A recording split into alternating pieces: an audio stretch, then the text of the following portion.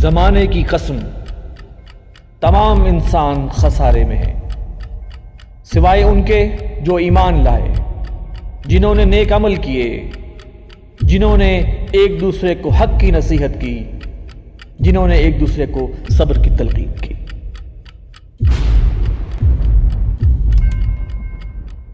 بسم اللہ الرحمن الرحیم۔ السلام علیکم ناظرین، میں ہوں وسیم احمد اور آپ دیکھ رہے ہیں تازہ ترین خبروں پر تبصروں اور تجزیوں کا پروگرام زمانہ گواہ ہے۔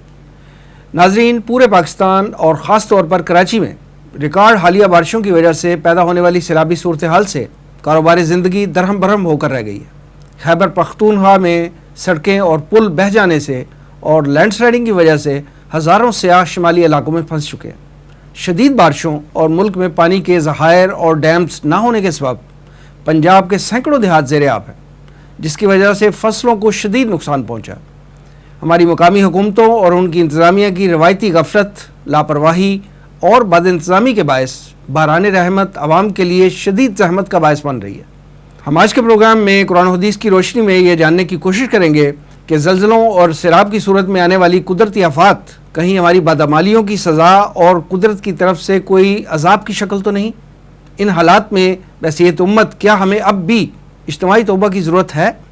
اس انتہائی اہم موضوع پر گفتگو کے لیے میرے ساتھ تشریف رکھتے ہیں ترجمان تنظیم اسلامی جناب ایوب بیگ مرزا صاحب، اور ان کے ساتھ تشریف رکھتے ہیں مرکزی انجمن خدام القرآن کے میڈیا انچارج جناب آصف حمید صاحب، اور ٹیلی فون لائن پہ ہمیں جوائن کریں گے امیر تنظیم اسلامی جناب شجاع الدین شیخ صاحب۔ آئیے پروگرام کا آغاز کرتے ہیں۔ شجاع الدین شیخ صاحب، السلام علیکم۔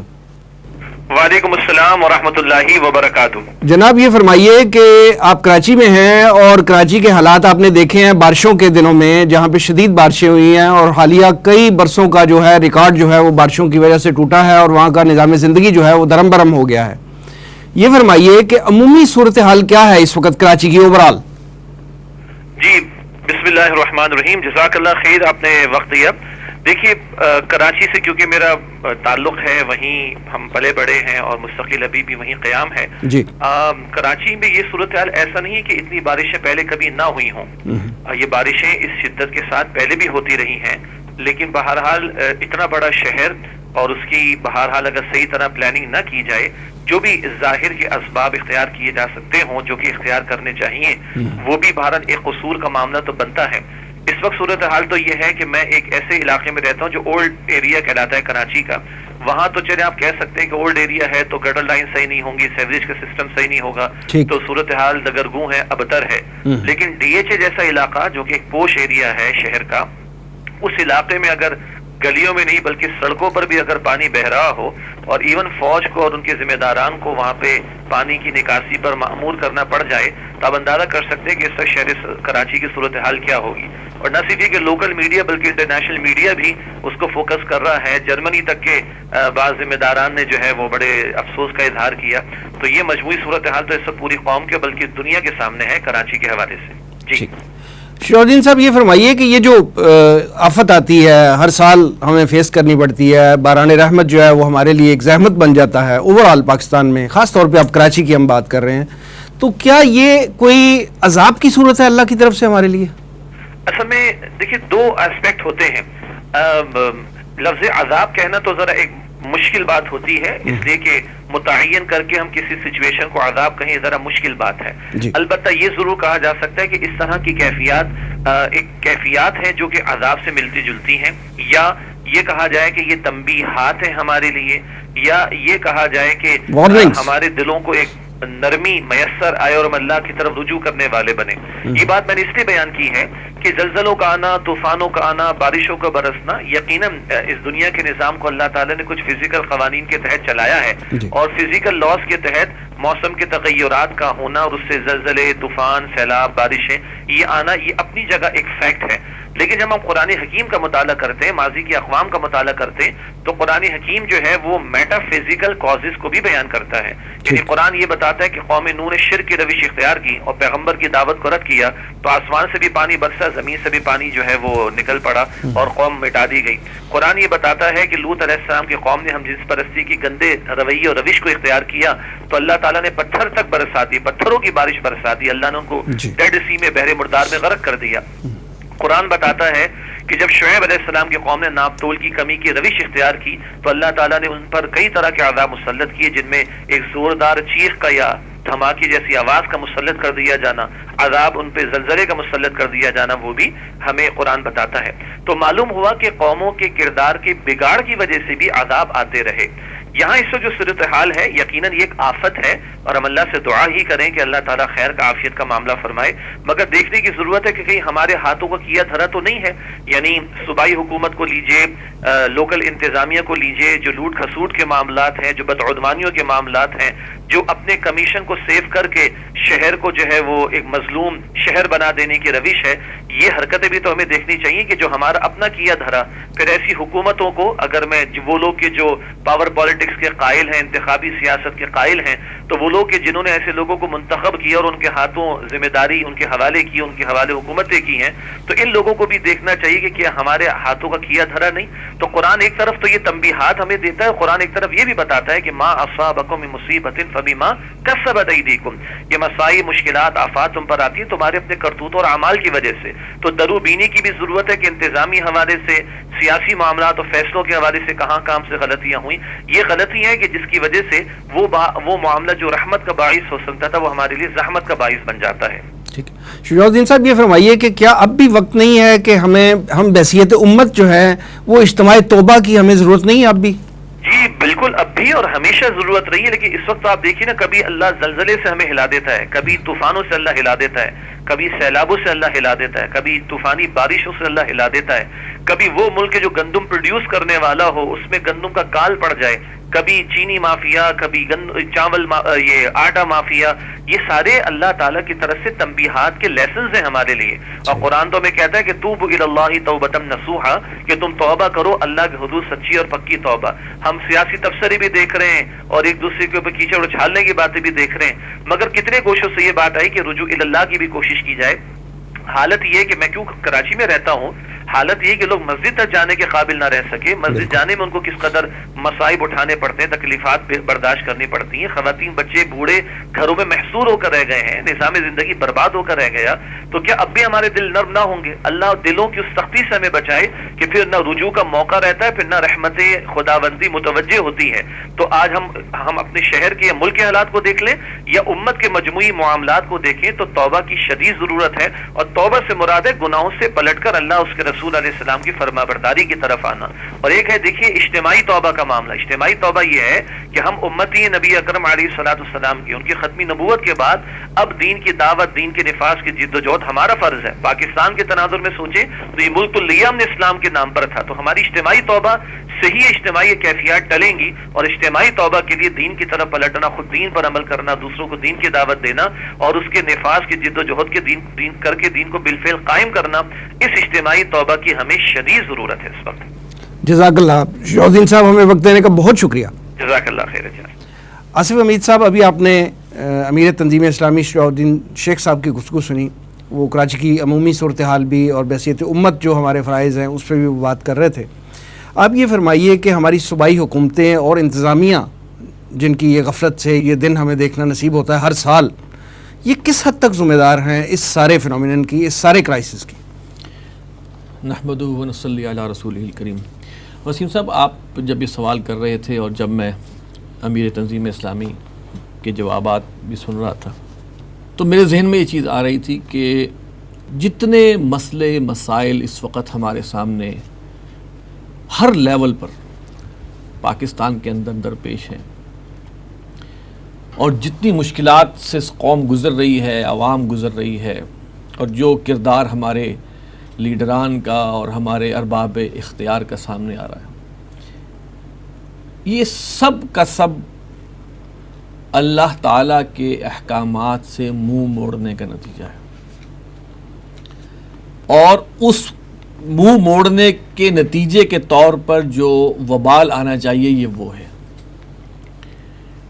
اللہ تعالیٰ کہتا ہے کہ ان اللہ لا یظلم الناس شیئا، اللہ تعالیٰ تو انسانوں پر ذرا بھر بھی ظلم نہیں کرتا، ولکن الناس انفسہم یظلمون، لوگ جو ہیں وہ اپنے آپ پر خود ظلم کرتے ہیں۔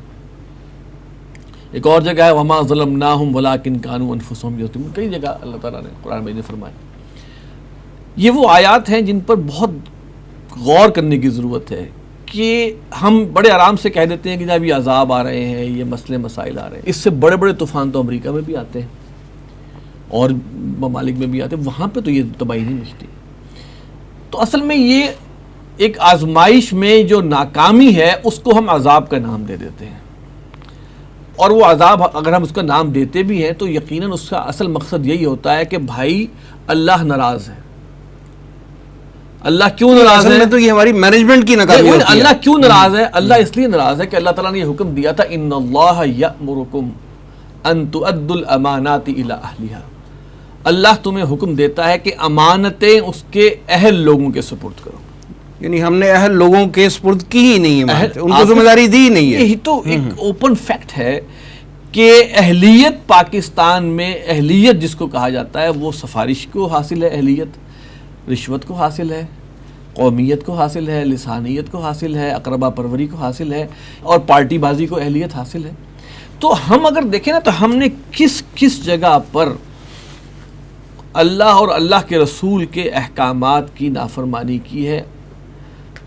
قرآن مجید ایک اور جگہ کہتا ہے، پھر مجھے وہی بار بار آیات ذہن میں آ رہی ہیں، افتؤمنون ببعض الکتاب وتکفرون ببعض، تم کتاب کے کچھ حصے کو مانتے ہو، اس کا انکار کرتے ہو۔ اللہ کی کچھ باتیں ہم مان لیتے جو ہمیں پسند ہیں، اور بہت سی باتوں کو ہم نہیں مانتے یا ان پر عمل ہی نہیں کرتے جو ہمیں ناپسند ہیں۔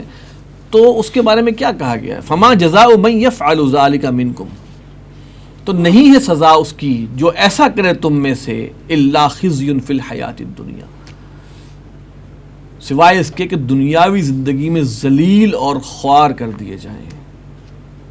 وَيَوْمَ الْقِيَامَةِ يُرَدُّونَ إِلَىٰ أَشَدِّ الْعَذَابِ، اور قیامت کے دن شدید ترین عذاب پہ جھونک دیے جائیں۔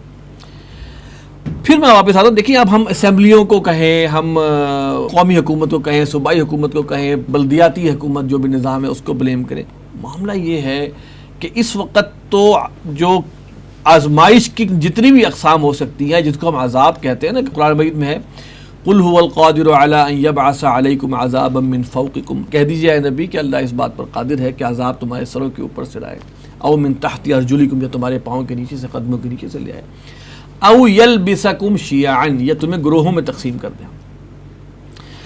کراچی کی صورتحال اس وقت اگر ہم دیکھیں نا تو یہ تینوں کا مجموعہ ہے، یعنی تینوں قسم کے عذاب جو ہیں وہ ہم فیس تینوں کر رہے قسم ہیں۔ کے عذاب، یا یعنی کہ ہماری نالائقیاں یہ ہیں کہ ان تینوں قسم کی آزمائشوں میں ہم ناکام ہیں اور وہ چیزیں ہم پر عذاب بن گئیں۔ بارش آئی، بہت زیادہ آئی، اس کے بعد وہی پانی جو کھڑا ہوا اس نے وہاں پہ ایک طوفان برپا کر دیا، چاہے وہ اس نے کوئی امیر اور غریب کی تمیز نہیں دیکھی۔ اور نمبر 3، اب وہاں کے لوگ کیا کر رہے ہیں، ایک دوسرے پر ڈال رہے ہیں، ایم کیو ایم والے پیپلز پارٹی پر ڈالیں گے، پیپلز پارٹی والے پی ٹی آئی پر ڈالیں گے، پی ٹی آئی والے کسی اور پر ڈال رہے ہوں گے کہ کوئی نون لیگ پر۔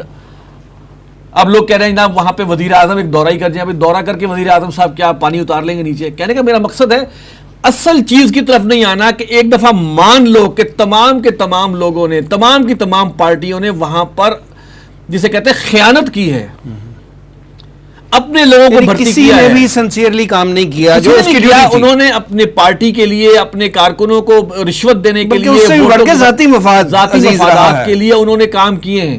ایم کیو ایم کا کردار کیا رہا ہے؟ میں پریز کرنا چاہتا ہوں کہ اگر کوئی کردار مثبت وہاں پر آیا تو شاید کسی حد تک جماعت اسلامی کا رہا ہو، نعمت اللہ خان صاحب کے دور میں جو کام ہوا، ٹھیک ہے، جب وہ میئر تھے۔ لیکن باقی ابھی یہ جو پیپلز پارٹی کی بدترین قسم کی وہاں پر جو ہے وہ پورے سندھ کے اندر اگر آپ دیکھیں نا تو ایک عجیب ایک یتیمیت نظر آتی ہے، کیونکہ وہاں پہ وڈیرے چھائے ہوئے ہیں، اسمبلیوں میں وڈیرے بیٹھے ہوئے ہیں، وڈیروں کے اپنے دماغ ہے، اپنی سوچ ہے، خود غرضی کی انتہا پہ وہ پہنچے ہوتے ہیں، ان کو کیا عوام الناس سے، وہ تو یوز کر رہے ہیں، انہوں کے اپنے تو محل جو ہے وہ باہر ہوتے ہیں، اپنی رہائشی، اپنی سٹیزنشپ باہر کی ہوتی ہے ان کی، انہوں نے باہر چلے جانا ہوتا ہے، یہ تو عوام الناس پہ حکومت کرنا ہے اور ان کو کر کے جو ہے وہ یہ لے کے آنا۔ اسی طرح میں کہوں گا جیسے ہماری بہت سے ادوار میں ہماری فوج کی حکومت بھی رہی ہے، تو بھائی آپ لوگوں نے اس میں ہو سکتا ہے کہ پولیٹیشنز کو ہی خوش کیا ہو یا اسی کو کرٹیل کیا، آپ نے ڈیولپمنٹ اس طرح نہیں کی، یہاں کے حالات اس طرح نہیں کیے۔ ابھی سواد میں کیا یہاں پہ این ڈی ایم اے کا بھی تو ایک رول ہے، این ڈی ایم اے کا رول ہے، ٹھیک ہے، کتنا فعال ہے کتنا نہیں فعال، وہ اپنی جگہ ایک ان کا ایک وہ نظام ہونا چاہیے کہ وہ دیکھیں کہ بھائی ہماری طرف سے کیا ناکامی ہوئی۔ ابھی سواد میں جو غدر مچا ہوا ہے آج کل، یعنی کہ آپ تو دیکھیں کہ آپ صرف کراچی پنجاب میں سینکڑوں دیہات جو ہیں وہ زیر آب ہیں، جیسے عرض کیا میں نے. اب وہ دیکھیں دیہاتوں کو زیر آب لانے میں بھی ایک بدماشی یہ ہوتی ہے کہ جناب فلاں جگہ کا بند توڑ دو تاکہ اس سے آگے زمین جو ہے فلاں وڈیرے کی ہے، تو اس سے پہلے کا توڑ دو، وہاں کے لوگ نکل جائیں. وہاں کے لوگ چلو سفر کر لیں گے، وہ غریب لوگ کھڑے نہیں ہوں گے. یہ سب کے سب ہمارے یہاں کام ہو رہے ہیں. اور میں بھی آپ سے عرض کروں کہ آپ پوائنٹ آؤٹ کرنا شروع کریں. ہمارے جو دانشور ٹی وی پہ بیٹھے ہوئے ہیں، ہمارے جو کالمسٹ بیٹھے ہوئے ہیں، کیا کبھی وہ یہ سوچتے ہیں کہ یار ہم نے اللہ کے کس کس حکم کی، اللہ کے رسول کے کس کس حکم کی ہم نے نافرمانی کی ہے اور کس کس لیول پہ کی ہے، اور کس کس لیول پہ کی ہے، اور اس لیول کے اوپر جو ہے وہ ہمیں اس کا وبال کیا بھگتنا پڑا. دیکھیے قیامت میں فیصلہ ہوگا انفرادی طور پر، صحیح، وہاں قوموں کے اجتماعی فیصلے نہیں ہوں گے. کلہم آتی ہی یوم القیامت فردا، فردن فردن آئیں گے، اپنا اپنا حساب وہ دیں گے. جو نالائقیاں ہماری اجتماعی ہیں، اس اجتماعی نالائقی کا وبال اور اس کا نتیجہ بھی ہم بھگت رہے ہیں اور بھگتیں گے. اگر ہم نے واقعی میں وہی جو اسلام کے اصل پرنسپلز ہیں ان پر نہیں واپس گئے تو یہ کچھ نہیں بدلے گا. ایک دوسرے پر بریم گیم لگا لگا کے ہم جو ہیں وہ ختم ہو جائیں گے، عوام ختم ہو جائے گی، بربادی کہاں سے کہاں تک پہنچے گی. لیکن چونکہ ہم نے اصل چیز کو مس کر دیا ہے، وہ یہ ہے کہ یہ پاکستان کے بقا کے لیے، ہمارے بقا کے لیے، ہمارے استحکام کے لیے ہمارے پاس واحد جو رسی ہے وہ اللہ کا دین ہے، قرآن ہے، نبی اکرم صلی اللہ علیہ وسلم کی سنت و سیرت ہے، ان کے احکامات ہیں. انہی پر عمل کریں گے تو ہم بچیں گے. ورنہ اگلے سال پھر ہم بیٹھے ہوں گے اسی پہ کرنے کہ کس حکومت نے کیا، کس حکومت نے کیا. ہر بندہ اپنے گریبان میں جھانکے کہ جناب میں نے کس نااہل کو وہاں لگایا ہوا تھا، میں نے کس نااہل کو ووٹ دیا تھا، میں نے کیا کیا. میں نے اپنا رول تو پلے ہی نہیں کیا. جب میرے ووٹ دینے کی باری آتی ہے تب تو میں جناب دیکھتا ہوں جناب فلاں بندے نے تھانے جا کے میرا ساتھ دیا تھا، میرے غلط کام میں مجھے باہر نکال دیا، فلاں بندہ میری برادری کا ہے، فلاں بندہ میری برادری کا ہے، تو اس کو ووٹ دیا. تو بھائی آپ نے استعمال بھی غلط کیا ووٹ کا، اوپر سے لیڈر بھی غلط آیا، انہوں نے آگے سے انتظامیہ میں لوگ بھی غلط بٹھائے. کھانا پینا غبن کی ایسی ایسی عالی شان مثالیں، چاہے وہ آپ کے سیاسیوں میں ہوں، چاہے وہ آپ کی ایون اب تو فوج کے بھی اللہ معاف کرے کچھ چیزوں میں نظر آنے لگ جاتی ہیں کہ بھائی وہاں پہ بھی ظاہر بات ہے ہمارے بھائی ہیں وہ بھی سارے کے سارے، کہ وہاں پہ بھی غلط چیزیں ہو رہی ہیں. تو سب کا سب اصل جو بلیم میں کہوں وہ یہ ہے کہ ہم نے، اللہ ہم سے ناراض ہے. کیوں؟ ہم نے اللہ کی ماننی چھوڑ دی. ایوب بیگ صاحب یہ بتائیے کہ قدرتی آفات جو ہیں وہ دنیا میں، دنیا کے ہر ملک میں آتی ہیں، لیکن جو اس کے آفٹر افیکٹس ہوتے ہیں اور وہ جو پاکستان فیس کرتا ہے دنیا میں کہیں ایسا نہیں ہوتا. کہ جو پاکستان ہر سال جتنا جانی اور مالی نقصان پاکستان کا ہوتا ہے دنیا میں کہیں ایسا نہیں ہوتا. آپ کیا سمجھتے ہیں کہ یہ جو سیلاب کی تباہ کاری ہیں، ہم صرف اس پہ فوکس کرتے ہیں، اس کو کسی طرح کرٹیل کیا جا سکتا ہے چھوٹے چھوٹے ڈیمز بنا کے، ریزروائرز بنا کے؟ کیا ان تباہ کاریوں کو جو ہر سال ہوتی ہیں، حکومت کسی کی بھی ہو، ہر سال ہوتی ہیں، ہم فیس کرتے ہیں، کیا ان سے بچا جا سکتا ہے چھوٹے چھوٹے ڈیمز بنا کے اور پانی کے چھوٹے چھوٹے ذخائر ریزروائرز بنا کے؟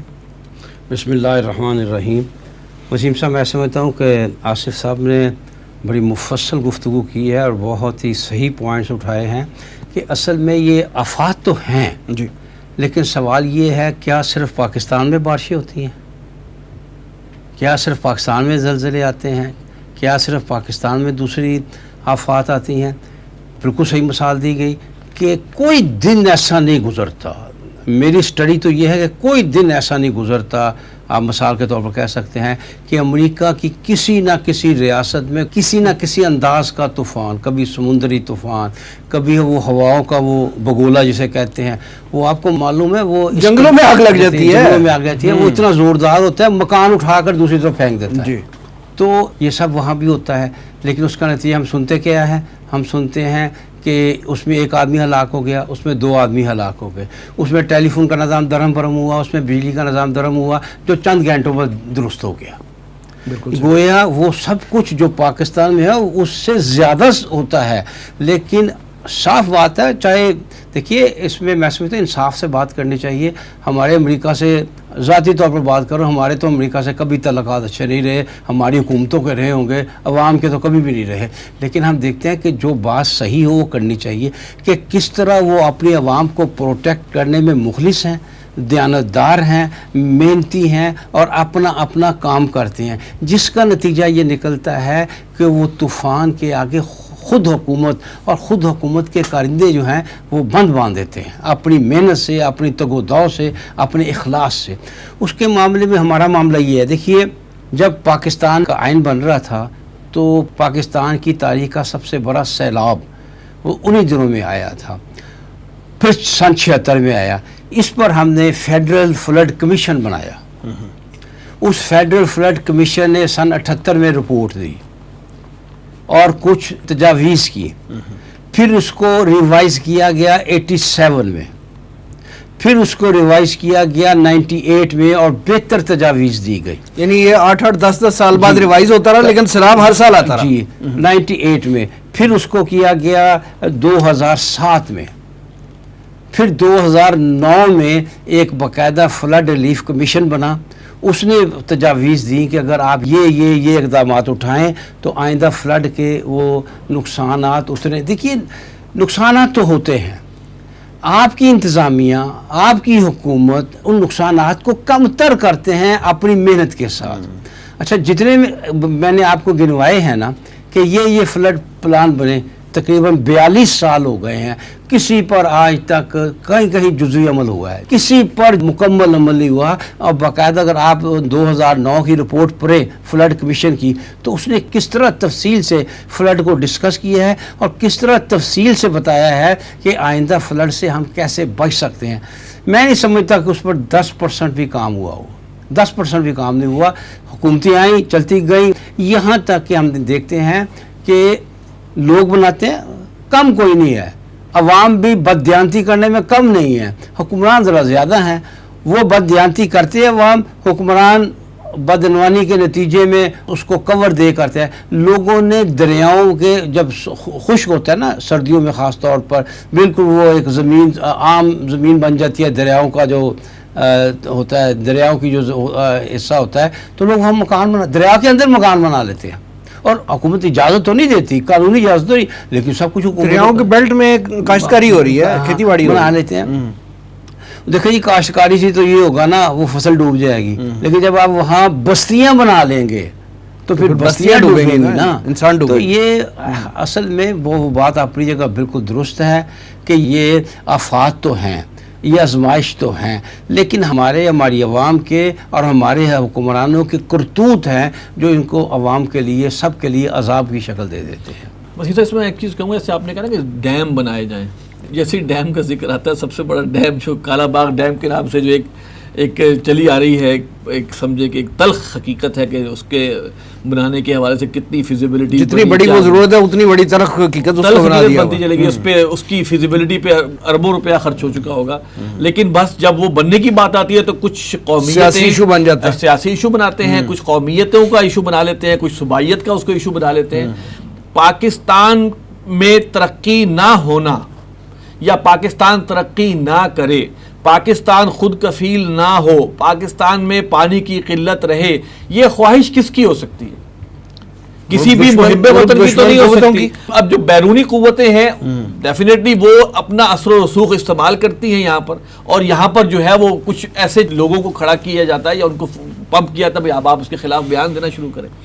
تو یہاں پر حل تو یہی ہے کہ ڈیمز بنے، زیادہ سے زیادہ ڈیمز بنے، اس میں پوری ہو. پھر اس کے بعد ہوتا کیا ہے کہ ایک حکومت آئی، اس نے ایک اناؤنس کیا، 2 سال اس حکومت کو تھوڑا 2, 2.5, 3 سال لگے کھڑے ہونے میں. اپوزیشن کی کوشش ہوتی ہے کہ اب اس کو گرانا شروع کرے. میں پارلیمانی نظام کی ایک بات کر رہا ہوں. وہ جب 2.5-3 سال بعد جب وہ تھوڑا سا ذرا اسٹیبل ہوتے تو ان کو فکر ہوتی ہے اگلے الیکشن کی. پھر وہ والے کام کرتے ہیں جو ظاہری طور پر بناوٹی کام ہوتے ہیں. یعنی آپ کہہ رہے ہیں کہ لانگ ٹرم جو پلان نہیں کرتے، وہ ظاہری چلے بھائی یہ کچھ سڑکیں بنا دو، کچھ یوں کر دو، کچھ پل 1-2 چلو کر دیا، فلاں کر دیا، کر کے پتہ چلے بھائی دیکھیے اب یہاں سے گاڑی گزر رہی ہے، اب ہم اپنے الیکشن میں کریڈٹ لے سکتے ہیں اس چیز کا. تو یہ ایک المیہ رہا ہے. ایون کہ ہماری جو پارلیمانی نظام ہے اس کے اندر بھی ایک عجیب ایک مخمصہ رہا ہے کہ پہلے 2-2.5 سال میں وہ سیٹل ہوتے ہیں. اچھا اس دوران میں وہ کوئی ترقی کا کام نہیں ہو رہا ہوتا، بلکہ ایسا محسوس ہوتا ہے کہ یہ حکومت کھانے پہ لگی ہوئی ہے، اور آخری 2-1.5 سال میں وہ کوشش کچھ کر کے دکھا دیتے اور یہ دیٹس اٹ. یہ انفارچونیٹلی جو ہے نا یہ اس وقت ہمارے یہاں اب اتنی لمبی دیر پا پلاننگ کرے، اور پھر ہوتا یہ ہے کہ اگلی دفعہ میں منتخب نہ ہوا، دوسرا ہوا، وہ سارا کریڈٹ لے جائے گا جو میں نے ڈیم کا شروع کیا تھا مسئلہ. یعنی کہ یہ ہماری وہی چھوٹی سوچیں ہیں. بلکہ وہ کریڈٹ لے جائے تو اس صورت میں ہے نا کہ اگر اس کو کنٹینیو کرے لگ جائے گی. میں کہہ رہا یہ ہمارے وہ چھوٹے چھوٹے مرض ہے دماغی، وہ مصیبتیں ہیں جس نے کہ ہمیں یہ دن دیکھنا نصیب ہوا، یہ دن دیکھنا نصیب، اور ہمارے جو لیڈرز ہیں ان کی سوچ میں کوئی ایک جس کی دیر پائیت نہیں۔ آج ہم دیکھتے ہیں کہ دنیا کے کچھ جو ترقی یافتہ ممالک ہیں اب وہ ایک لمبی پلاننگ کے حوالے سے سوچ رہے ہیں، لمبی پلاننگ سے مراد یعنی کہ جیسے پوٹن کا معاملہ ہے، اس نے ایک بہت لمبے عرصے تک اپنے آپ کو صدر کر لیا، اسی طرح چائنا میں تو ہے ہی اقتدار بڑھا دی مدت، تاکہ وہ کچھ جو معاملات ہیں ان کو لے کے چل سکیں۔ یہ جو ٹھک ٹھک ٹھک کر کے ہوتا ہے پالیسیاں جو ہیں لانگ ٹرم شارٹ ٹرم ان کو امپلیمنٹ کر رہے ہیں۔ ہمارے یہاں بہرحال خیر ایک ہو سکتا ہے کہ وہ بڑی غیر پارلیمانی بات ہے جو میں نے کی ہے کہ جناب کوئی وہ لمبے عرصے کے لیے، لیکن اگر آپ سوچیے تو ہمیں سچویشن پاکستان کے خصوصاً یہی نظر آتی ہے کہ شارٹ ٹرم پلاننگز ہوتی ہیں اور اس کے بعد وہ لانگ ٹرم، اب لانگ ٹرم کی طرف کوئی بھی نہیں آتا۔ یہ ہے اصل مسئلہ کہ ابھی ڈیم بنائے تو بچے کو شاید پتا ہو کہ جناب ڈیم بننے چاہیے، پانی کا مسئلہ ہے، وہ ملک خشک ہو رہا ہے۔ آپ کو یاد ہوگا کچھ عرصہ پہلے پوری ایک کیمپین چلی تھی اور فنڈ لیا تھا ہمارے سابق چیف جسٹس صاحب نے، ڈیم فنڈ، جی ٹھیک ہے جی، وہ آج کہاں ہے، وہ آج کہاں ہے کچھ پتہ۔ اس وقت اچانک ایک چیز اٹھائی گئی، قوم کا ایک ذہن بنایا گیا جناب پانی کی قلت، پانی کی قلت، پانی کی قلت، اور ڈیم فنڈ ہوا۔ اس کے بعد وہ چیف جسٹس صاحب بھی غائب ہیں اور وہ ڈیم فنڈ کا بھی کچھ پتہ نہیں ہے وہ کیا ہو رہا ہے کیا نہیں ہو رہا۔ تو لہٰذا حقیقت تو ہے لیکن اس کو امپلیمنٹ کون کرے، یہ ایک بہت بڑا سوال ہے۔ ٹھیک، ابھی بھی جو آصف صاحب نے بات کی ہے نا کالا باغ ڈیم کی، کہ کالا باغ ڈیم کو سیاسی بنیادوں پہ نہیں بننے دیا گیا، یہ بالکل درست بات ہے۔ دیکھیے کالا باغ ڈیم کے خلاف دونوں ہمارے صوبے کے پی کی اور صوبہ سندھ جو ہیں وہ کھڑے ہوئے ہیں، اور یہ بات اخباروں میں آ چکی ہے کہ راہ نے ہماری قومیت پسند پارٹیوں کو فنڈنگ کی ہے، کیونکہ یہ بات اخبار میں آ چکی ہے، اس میں اس کا ذکر کر رہا ہوں کہ انہوں نے فنڈنگ کی ہے کہ اس کالا باغ ڈیم کے راستے میں کھڑے ہو جاؤ۔ اور آپ نے دیکھا کہ خاص طور پر یہ قوم پرست جو ہیں وہ سندھ میں بھی اور کے پی کے بھی کس طرح اس کے راستے میں کھڑے ہوئے ہیں۔ آپ دیکھیں کہ بادشاہ ڈیم کے بارے میں، کیونکہ یہ دونوں کھڑے نہیں ہو سکتے تھے، وہ بات اس کی توثیق ہوتی ہے کہ اس کے پیچھے راہ ہے۔ جب انڈیا نے یہ دیکھا کہ بادشاہ ڈیم کا معاملہ شروع کیا، اس کی تعمیر بھی شروع ہو گئی، وہ کام شروع ہو گیا بادشاہ ڈیم پر، اس کی ڈیٹ بھی آ گئی کہ 28 میں اس کو مکمل کر لیا جائے گا۔ جب دیکھا کہ کوئی پارٹی اس معاملے متحرک نہیں ہو رہی کیونکہ کسی کا ڈائریکٹ لنک نہیں بنتا تھا، تو اس نے گلگت بلتستان پر حملہ کرنے کی کوشش کی تاکہ یہ بادشاہ ڈیم نہ بن سکے، کیونکہ ظاہر ہے کہ بغیر ڈیم کے تو جو ہمارا حشر ہو رہا ہے وہ سب کے سامنے ہے۔ تو گلگت بلتستان پر حملہ کرنے کا پورا پروگرام سامنے ان کا آ گیا۔ یہ چائنا کے ساتھ جو سلسلہ شروع ہوا ہے یہ اسی بات کا ایک حصہ ہے کہ ہمارا دشمن کسی صورت میں یہاں کوئی بڑا ڈیم نہیں چاہتا تھا کہ بڑے۔ کالا باغ ڈیم کا اس نے سیاستدانوں کے ذریعے بنا لیا، اس کو ذریعہ بنا دیا، اور کیونکہ یہ تھا اس کی زمین زیادہ تھی کے پی کے میں اور فائدہ تھا پنجاب کو، تو اس کو صوبائی مسئلہ بنا دیا گیا۔ اب بادشاہ ڈیم سے براہ راست یہ لوگ متاثر نہیں تھے، لہذا وہ مسئلہ اور طریقے سے گلگت بلتستان میں یہ مسئلہ اٹھانے کی تھوڑی سی کوشش کی گئی ہے، لیکن وہ الحمدللہ اس پر کام ہو رہا ہے اس وقت۔ تو ہمارا کہنے کا مطلب ہمارا دشمن تو چاہے گا کہ پاکستانیوں کو پیاسا بھوکا مار دیا جائے، تو یہ اسی کا حصہ ہے۔ ہم جمہوریت کے قائل ہیں کہ جب تک کوئی اسلامی ریاست نہیں بنتی پاکستان میں، کوئی اسلامی طرز حکومت نہیں آتی، ماشاء اللہ سے جمہوریت بہتر ہے، لیکن اس کے مقابلے میں یہ بھی تو کہ حقیقت ہے نا کہ جمہوری طرز حکومت میں آج تک ایک ڈیم نہیں بن سکا، بڑا ڈیم۔ چھوٹے ڈیم تو آج کل خاص طور کے پی کے میں تو درجنوں کے حساب سے بن رہے ہیں، لیکن بڑا ڈیم کسی سیاسی حکومت نے نہیں بنایا۔ تربیلا ڈیم اور منگلا ڈیم دونوں فوجی حکومتوں نے بنائے۔ لہٰذا ہمیں اس چیز سوچنے کی ضرورت ہے کہ ہم ایسا کیوں کرتے ہیں، یہ سیاستدان ووٹ کی خاطر کیوں دب جاتے ہیں۔ دیکھیے جب پاکستان نے ایٹمی تجربہ کیا تھا تو نواز شریف نے قوم سے خطاب کیا تھا اور کہا تھا، دو کام اس نے کہے تھے، ایک ہو گیا ایک نہ ہوا۔ ایک تو اس نے زر مبادلہ کے ریزرو تھے وہ فریز کر دیے، چلو قوم کے فائدے میں ہوگا، اور دوسرا کالا باغ ڈیم بنانے کا اعلان کر دیا۔ اس صورتحال سے صحیح فائدہ اٹھایا اس نے، کالا باغ ڈیم بنانے کا اعلان کر دیا کہ کالا باغ ڈیم بنایا جائے گا۔ کتنا زبردست ری ایکشن آیا سیاست کی نظر ہو گیا اس کے دونوں صوبوں سے کتنا زبردست، ہم راستے میں کھڑے ہو جائیں گے، ہم یہ ہماری لاشوں پہ بنے گا. وہ ظاہر ہے. یہ بھی دیکھیں نا، یہ جو بیک فوٹ پہ چلا گیا. جو قرآن مجید میں جو تیسرے عذاب کا ذکر ہے، تمہیں گروہوں میں تقسیم کر کے ایک دوسرے کی کرتوت کا مزہ چکھائے گا. یہ گروہوں میں تقسیم ہے ہماری قوم جو اس وقت جو ہے، اور باقاعدہ اس معاملے پہ جبکہ ہلاکت سامنے نظر آ رہی ہے کہ اگر پانی نہ ہوا تو یہاں کے بچہ پیاسا مر جائے گا. وہ نہیں سمجھ میں آتا. بس وہ فصلیں کیسے ہو گئیں گی، فصلیں وہی نا، پیاسا بھوکا مر جائے گا، فصلیں کیسے ہو گئی، یہ عقل نہیں آتی. آگے بڑھتے ہیں اور نسبتاً حساس موضوع پہ گفتگو کرتے ہیں. ایوب بیگ صاحب یہ فرمائیے کہ حالیہ محرم میں جو اسلام آباد اور خاص طور پہ کراچی میں جو شیعہ سنی مذہبی منافرت پھیلانے کے جو واقعات ہوئے ہیں اور اس پہ FIRs بھی کٹی ہیں اور یہ بھی کہا جا رہا ہے کہ شاید کوئی گرفتاری بھی عمل میں آئی ہے، یہ آپ اس سارے ایشو کو جو حالیہ محرم میں ہوا ہے، اس کو آپ سازش سمجھیں گے یا واقعتاً ہماری شیعہ سنی جو ہے منافرت واقعی اس لیول پہ پہنچ گئی ہے کہ اب یہ کوئی بہت بڑا طوفان کا کوئی پیش خیمہ ہے؟ یہ میں ذاتی طور پر یہ لفظ سازش کی آج کل بہت خلاف ہوا ہوں. اچھا، کوئی کسی یعنی آپ کو اس سارے سینیریو میں سازش نظر نہیں آ رہی؟ دیکھیے، یہ جو شیعہ سنی کا اہل تشیع کا اور اہل سنت کا معاملہ ہے، یہ یوں تو صدیوں سے بات چلی آ رہی ہے. نظریاتی اختلاف تو ہے ایک بہت پرانا، لیکن پاکستان بننے کے بعد یہ کچھ زیادہ بڑھ گیا ہے. اور اس حوالے سے میں کہوں گا کوئی مسئلہ دبنے سے حل نہیں ہوتا، مسئلہ انصاف کی بنیاد پر اٹھانے سے حل ہوتا ہے. اگر پاکستان میں یہ اہل تشیع اور اہل سنت کا معاملہ اس کی بنیاد انصاف رکھی جاتی، میری مراد انصاف سے کیا ہے؟ مثال کے طور پر اگر اہل تشیع اور اہل سنت کے درمیان کوئی معاملہ ہوا ہے تو حکومت منصف بن کر سامنے آئے، اور جس نے زیادتی کی ہو قطع نظر اس سے کہ وہ اس کا تعلق کثرت سے ہے یا اقلیت سے ہے، اہل تشیع زیادتی کر رہے ہیں یا اہل سنت کر رہے ہیں، قطع نظر اس سے اس کو سزا دے، اس کو کٹہرے میں کھڑا کرے. میرا اصل مسئلہ ہے میرٹ، میری اصل بات ہے انصاف، کہ کسی سیکٹ نے بھی اگر کوئی غلط کام کیا ہے، وہ اہل تشیع نے کیا ہے یا اہل سنت نے، اس کے خلاف قدم ہونا چاہیے. دیکھیے، یہ حسن اتفاق کہہ لیجئے، اور کہ اہل سنت کے ہاں تو سب کی عزت ہے. وہ جہاں صحابہ کا عزت و احترام کرتے ہیں وہاں اہل بیت کی بھی کرتے ہیں. وہ تو کسی ایک کے بارے میں نہیں. جس طرح وہ صحابہ کی عزت کرتے ہیں، حسن اور حسین وہ جو ہیں وہ ان کے رضی اللہ عنہ، وہ ان کے سر کے تاج ہیں، ان کی آنکھوں کی روشنی ہے، اہل سنت کی بھی. کبھی آپ نے آج تک نہیں سنا ہوگا کسی احمق نے کہ یہ حرکت کی ہو کہ اہل بیت کے خلاف کیا.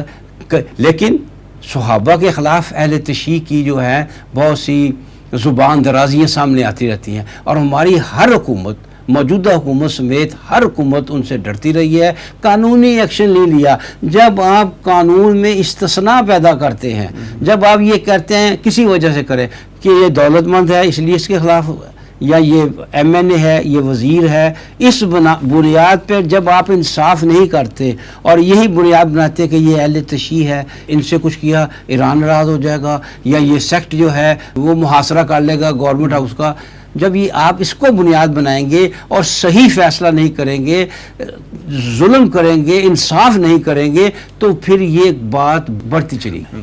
جی وسیم صاحب، میں اس معاملے میں تھوڑا سا ایک الگ لیول پہ بات کرنا چاہوں گا. دیکھیے، پاکستان جو ہے نا وہ بہت طویل عرصے سے پراکسی وار کا ایک سمجھیں کہ میدان ہے. سعودی عرب اور ایران کی پراکسی وار پاکستان میں شیعہ سنی کے نام پر چلتی رہی ہے. سعودی عرب ایران میں آپ کو ویسے ہی پتہ کہ وہ آج جو ٹینشن چل رہی ہیں اور جو صورتحال ہے، اس کا فائدہ تو امریکہ اٹھاتا ہے یا اسرائیل اٹھاتا ہے کہ سعودی عرب کو یہ پتا ہے کہ بھائی اگر ہم نے اس کا امریکہ کا دامن چھوڑا تو ایران ہم پہ حاوی ہو جائے گا. پراکسی وار کا لفظ تھوڑا سخت نہیں ہو جائے گا؟ ابھی خدا نہ خواستہ ایسی صورتحال تو درپیش نہیں ہے پاکستان میں. معاملے میں ہمیشہ سے یہاں پہ دیکھیں، یہاں پہ علماء دونوں طرف کے ہی اس کی نظر ہوئے ہیں. یعنی اشتعال انگیزی آئی ہے نہیں کہ اس میں قتل و غارت گری بھی ہوئی ہے، علماء بھی اس میں جو ہیں وہ اس کی لپیٹ میں آئے ہیں. میں صرف یہ آپ سے عرض کروں گا کہ دیکھیں، آج یہ اس دفعہ کیا ایسا خاص واقعہ ہوا ہے، سوچنا یہ چاہیے کہ پچھلا محرم بھی گزرا، اس سے پچھلا بھی گزرا، اور اس سے پچھلا بھی گزرا. اس محرم میں یہ حرکتیں ہو رہی ہیں کہ یہ ایک پرووکیشن نظر آ رہی ہے. اور اس کو حالانکہ فیس بک یا یوٹیوب یا سوشل میڈیا پچھلے محرم میں بھی تھا، اس سے پچھلے محرم میں بھی تھا، پہلے بھی تھا. اس دفعہ جو ہے اس پر ذرا نظر ڈالنے کی ضرورت ہے کہ یہ کیا بات ہے. دیکھیے پھر میں آپ کو اسی چیز پہ لے کے آؤں گا کہ پاکستان کے اندر حالات کو خراب کرنا اکابرین اہل سنت یا اکابرین اہل تشیع جو بڑے علماء ہیں، میں نہیں سمجھتا کہ وہ کسی بھی صورت افورڈ کر سکتے ہیں اس کو. یہ جو ذاکرین ہیں نا نچلے لیول کے، یہ ان کو فنڈنگ کہاں سے ہوتی ہے، ان کو کون فنڈ کرتا ہے، یہ ایک بہت اہم سوال ہے. شیعہ سنی منافرت سے اگر ہمیں دیکھنا ہو، کوئی مریض آتا ہے ڈاکٹر کے پاس، ڈاکٹر اس کی ہسٹری دیکھتا ہے، تو یہ جو مرض ہے اس کی ہسٹری دیکھیں تو شیعہ سنی منافرت پیدا کس نے کی؟ یہودیوں نے، عبداللہ ابن سبا. اور پوری تاریخ گواہ ہے کہ اس ڈیوائیڈ سے فائدہ کس نے اٹھایا. آج جبکہ دنیا میں ایک اور اسلامک بلاک بننے جا رہا ہے، یا بظاہر ایسا محسوس ہوتا ہے کہ سعودی عرب چونکہ امریکہ کی جھولی میں، اسرائیل کی جھولی میں بیٹھا نظر آ رہا ہے، بلکہ عرب ورلڈ میں most of the Arab world وہاں نظر آ رہی ہے. پاکستان کا سٹینس تھوڑا سا چینج ہوا ہم ایک طرح سے کہیں کہ امریکہ مخالف ٹائپ کا سٹینس ہے، جو کہ رشیا اور چائنا کے اس میں جا رہا ہے، پاکستان اس بلاک میں جا رہا ہے. پھر قطر بھی سعودی عرب سے دور ہوا ہے، پھر ایران بھی ہے. تو یہ ایک اس بات کا امکان ہے، کیونکہ OIC کو تو سعودی عرب نے اپنے گھر کی وہ بنایا ہوا ہے لونڈی کی، جب اس کو چاہے یوز کرے، جب چاہے نہ یوز کرے. اگر یوز کیا بھی تو کیا یوز کیا. سب سے بڑی مثال کہ کشمیر کے موضوع پہ جب کہ پاکستان وہاں جا رہا تھا کوالالمپور سمٹ میں، تو روک دیا تھا جی کہ ہم کشمیر پہ ہم لے کے آئیں گے، اس کے بعد اس سے مکرے ہوئے ہیں کشمیر کے معاملے میں ہم OIC کا کوئی اجلاس کریں. جی بظاہر ایسا محسوس ہو رہا ہے کہ پاکستان، ایران، قطر اور جو دیگر مسلم ممالک ہیں چائنا اور رشیا کے ساتھ مل کے ایک کوئی نیا بلاک بن رہا ہے. یہاں پر اب ضرورت اس بات کی کہ پھر پاکستان میں شیعہ سنی معاملے کو بھڑکایا جائے کہ کسی طرح پاکستان پھر ایران سے پیچھے ہٹے. پاکستان ایران سے پیچھے ہٹے گا تو کہاں جائے گا؟ ساری بات سعودی عرب کی طرف اس کا زیادہ ٹلٹ ہوگا. تو بظاہر بھی لگ رہا ہے کہ اکابرین نے تو کوئی ایسی حرکت نہیں کی، بلکہ اکابرین میں تو بہت سے ایسے لوگوں کی آج کل ہمارے پاس شیعہ اکابرین میں سے آ رہے ہیں کمنٹس، جس میں وہ جواد نقوی صاحب کا خاص طور پر ذکر ہوا. انہیں بڑی بیلنس سٹیٹمنٹ دی ہے، اور میں سمجھتا ہوں ان کو اس بات میں ان کو ہم شکریہ ادا کرتے ہیں. انہوں نے بہت بیلنس بات کہی ہے کہ ذاکرین اور جو تھرڈ لیول کے لوگ ہیں وہ کیا کیا حرکتیں کر رہے ہیں. ضرورت اس بات کی ہے، آپ کا خیال ہے کہ سازش چل رہی ہے، ابھی یہ دوبارہ سے نا کسی طرح نا پھر یہ ایک رفٹ بن جائے کس طرح پاکستان اور ایران کے مخالف، اور پھر اس کا فائدہ کوئی اور اٹھا سکے. ٹھیک ہے، میں صرف یہ کہہ رہا ہوں کہ اس معاملے کو ہم یہ مت سمجھے کہ یہ کوئی لڑائی مار کٹائی ہو جائے فلاں، نہیں، وہ تو نہیں کرنا چاہیے. لیکن اب اکابرین کو، جیسے بیگ صاحب نے بھی کہا، وہ بیٹھے جو بدبخت اہل بیت کی شان میں گستاخی کرتا ہے، جو بدبخت صحابہ کی شان میں گستاخی کرتا ہے، دونوں کے لیے بدبخت، بالکل دونوں کے لیے، بالکل اپنی صفوں میں سے ان کو نکالے. بالکل صحیح بات ہے، ان کا بائیکاٹ کریں، ان کا بائیکاٹ. دیکھیں میرے قرآن مجید کی جو ایک آیت ہے نا، فَإِن طَائِفَتَانِ مِنَ الْمُؤْمِنِينَ اقْتَتَلُوا فَأَصْلِحُوا بَيْنَهُمَا. اگر تم میں مومنین کے دو گروہ، یہ ایک ہمیں رہنمائی ملتی ہے کہ مومنین میں سے دو گروہ آپس میں اگر لڑ رہے ہو تو کیا ہے، فَأَصْلِحُوا بَيْنَهُمْ، ان میں صلح کرو. فَإِن بَغَتْ إِحْدَاهُمَا عَلَى الْأُخْرَى، اور اگر ایک دوسرے پر زیادتی کرے، فَقَاتِلُوا الَّتِي تَبْغِي حَتَّى تَفِيَ إِلَىٰ أَمْرِ اللَّهِ، تو اس کے خلاف لڑو، قتال کرو. قرآن میں تو قتال کا لفظ ہے، وہ تو ایک بڑے لیول پہ ہے. ہم مفاہمت کے لحاظ سے بھی بات کریں کہ شیعہ سنی علماء بیٹھے کہ بھائی یہ ذاکر نے یہ بات کی ہے اور اس سے اس کے ٹھیس پہنچی ہے.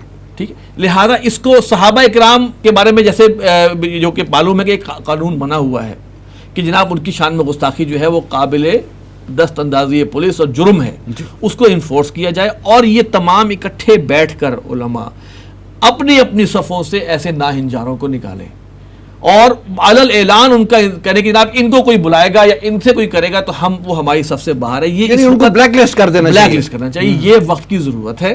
ہم اس کو پہچانے کہ بھائی ہمیں لڑا کون رہا ہے، ہماری اختلافات کو بھڑکا کون رہا ہے. میں ایز اے ہسٹری بتا رہا ہوں کہ جس یہودی فتنے نے شیعہ سنی کی تقسیم کی تھی وہی یہودی فتنہ ہے جس نے عیسائی دنیا میں پروٹیسٹنٹس اور کیتھولک میں تقسیم کی. وہاں پہ بھی انہوں نے خون بہایا، وہاں پہ بھی لڑائیاں بہت ہوئی ہیں اور یہاں پر بھی ہوئی ہیں. اور اس سے فائدہ جو ہے وہ کچھ یہودی خاندان ہیں، کچھ یہودی گلوبل جو ایکٹرز ہیں جو بیٹھ کے فائدہ اٹھانا چاہ رہے ہیں. اس وقت ہمیں اس کو اس طرح میں دیکھنا چاہیے. ہم فوراً ریئیکٹیو ہو کے دوسرے کو مار نہیں کریں، فلاں کریں نہیں. اور سب سے بڑھ کے حکومت کو یہ چاہیے کہ وہ اپنی صفوں میں دیکھیں. دیکھیے کسی عہدیدار کا سنی یا شیعہ ہونا میں سمجھتا ہوں کہ یہ ایک بہت بڑی اس کا ذاتی وہ ہے، لیکن اگر وہ ایک خاص طور پہ اپنے فرقے کے حوالے سے غلط کام کر رہا ہے تو اس پر ہماری ایجنسیوں کو بھی کھڑا ہونا چاہیے، ہماری حکومت کو بھی کھڑا ہونا چاہیے، چاہے وہ اپنے حکومتی بندہ ہو چاہے مخالفت کا ہو، کہ بھائی یہ تم سیدھے ہو جاؤ، یہ کام نہ کرو۔ ملکی سالمیت، اس وقت قوم جو ہے وہ بھوک سے تنگ ہے، اس وقت قوم بلوں سے تنگ ہے، جابز نہیں ہے، بے روزگاری بڑھ، سارا کچھ ہو گیا ہے، اب ایک اور فتنہ بھی ڈال دو تاکہ اس قوم کے اندر کہیں نہ کہیں سے کوئی نہ کوئی لڑائی ہوتی رہے۔ خدا کے واسطے اس کو سمجھیں، اس معاملے کے اندر جو ہے وہ حکومت بھی ہوش کے ناخن لیں، ہمارے جو دفاعی ادارے ہیں، جو قوم کے جو ایجنسیز ہیں وہ بھی کھڑی ہوں کہ بھائی اس چیز کو بالکل نپ دا ایون ان دا بڈ، اور اگر کوئی شخص یہاں سے نکل کے بھاگ گیا ہے یا کوئی بچ گیا ہے کر کے، اس کو پکڑا جائے، پکڑ کے اس کو واقعی سزا دی جائے تاکہ اگلوں کو اس میں جو ہے ایسی جو ہے گستاخی کرنے کی دونوں طرف سے کسی کو ہمت نہیں ہونی چاہیے۔ بالکل ٹھیک ہے، جزاک اللہ جناب آصف حمید صاحب اور جناب ایوب بیگ صاحب، پروگرام میں تشریف آوری کا بہت شکریہ۔ ناظرین، یہ تھا آج کا پروگرام، آج کے لیے اتنا ہی۔ اس پروگرام کا فیڈ بیک ضرور دیجیے گا، ہمارا ایڈریس ہے media@tanzeem.org۔ اگلے پروگرام تک کے لیے وسیم احمد کو اجازت دیجیے، اللہ نگہبان۔